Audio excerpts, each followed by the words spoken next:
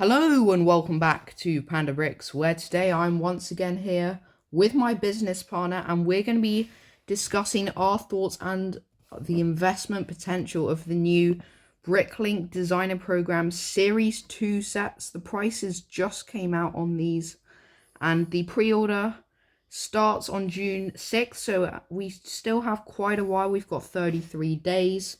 So a lot of time to make our mind up, but still, let's have a look. We've got 5 sets as per usual. Limit of 2 on all the sets. I think they make either 20 or 30,000 of these now. So it's gone up quite a bit since the massive thing that they did where no one could get them, when they had a limit of 5 and only 5,000 made. So we can see they are sort of trying to open up the program now to more people. So the first set we are looking at here is the Logging Railway. Interesting. It's quite an interesting set. It's one of these sets that definitely wouldn't come out as an official Lego set because it's just so much sort of base side build rather than the actual train, if you know what I mean. So this one has 2,731 parts, 2 stickers, and is going to be going up at £170. Now, that is one of the problems with these BDP sets, is they tend to be really massive sets. I was going to say overpriced, but then it's not that they're overpriced. They just don't come out with many small sets. And we tend to lean towards the smaller sets for our investment business. That's what we've had the most success with. So for that reason, I'm thinking this one probably doesn't have a great investment potential for me. I'm not so keen on that. It's a bit too niche as well. The locomotive looks a bit odd. American. So as for my thoughts on it personally, every time I get a train, I sort of end up not doing anything with it. So I think I'm going to pass on this one. But it is a nice set if that's what you're into. The next set we're looking at is the Ocean House here. As I'm sure you could tell by his face, my business partner is very excited about this set. Ninjago-y. 2,207 parts at £160, if I can say that correctly. This is quite a nice looking thing in my opinion. I quite like the colour scheme and the sort of aesthetic of it. Let's see, it looks like it is an open back design. Personally, I prefer enclosed buildings, but I can see the advantages of having it like this. The interior looks pretty poor, to be honest. Literally all we've got in there is a table and a few things around the side. So your thoughts on this one? Yeah, I'm not keen on the colours. That's going to be water, I suppose, at the bottom there. So overall, it's looking like another pass from us on that one. Moving on, we've got a slightly smaller set. It's the Mushroom House. This one at 964 parts, £70. Having a look at this thing, it's a pretty fun, quirky design. Your thoughts on it? Yeah, they've got a big snail, got someone with a wheelbarrow. Yes, it's probably got a bit of interior. Yes, let's have a look. It is quite tight inside, yes.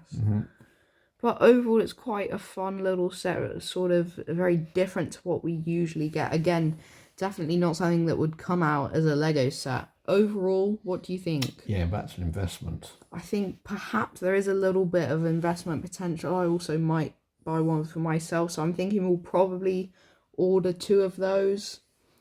So that's the first set that we'll probably be looking to buy. The next set is the Brick Cross train station. Now, I find it a bit odd that they're picking another train station, even though we had one in a previous series. They seem to do this a lot. We had back-to-back castles recently, so they do seem to pick repeating themes here.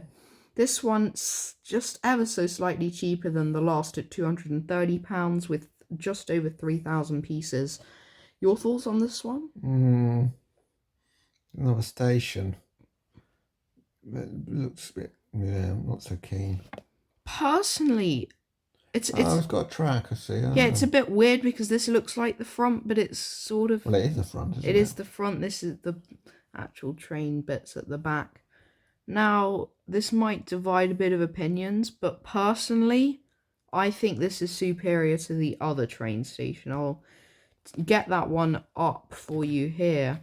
This was in the previous Bricklink Designer Program. It was either the second or third round.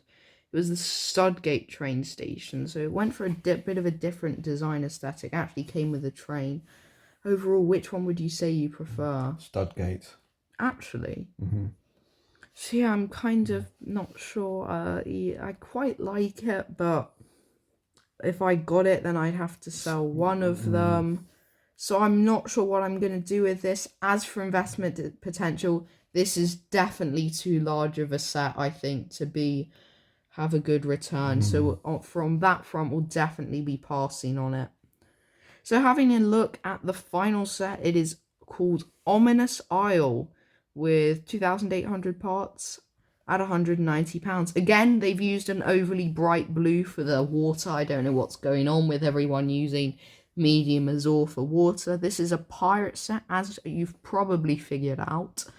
And I don't know, it just doesn't look like it has that much content. It's one of these sets that kind of looks like a lot of small builds. Overall, what's your thoughts on this Got a one? nice boat, got just different little islands. Well, I think it's not too bad, but I don't think it's an investment. Yeah, I don't know for this one. Again, it's sort of too large to be a good investment. As a pirate sets typically do pretty well. Barracuda Bay, I don't think that one did crazy well, but it did see a bit of an increase. So overall, as much as this may have a little bit of investment potential, I think we'll probably pass it just because we don't want to be having sets that are this big. As for my personal collection, this is something that James from 2 years ago pretty much would have just bought without thinking about it. But these days, I think I'll probably pass on it. So there you go. Overall, to summarize, I think it's not that these sets are bad. In fact, I'd say that these are really high quality sets. But overall, there's just not much that we're interested in personally and from an investment standpoint. So, in conclusion, I think the only set we'll probably be buying is the Mushroom House. Do let me know in the comments if you are planning to order any of these sets or your thoughts on the Bricklink Designer Program in general. You can find the link to my eBay store and my music channel in the description down below. And yeah, that's it for today, and I'll see you in the next video.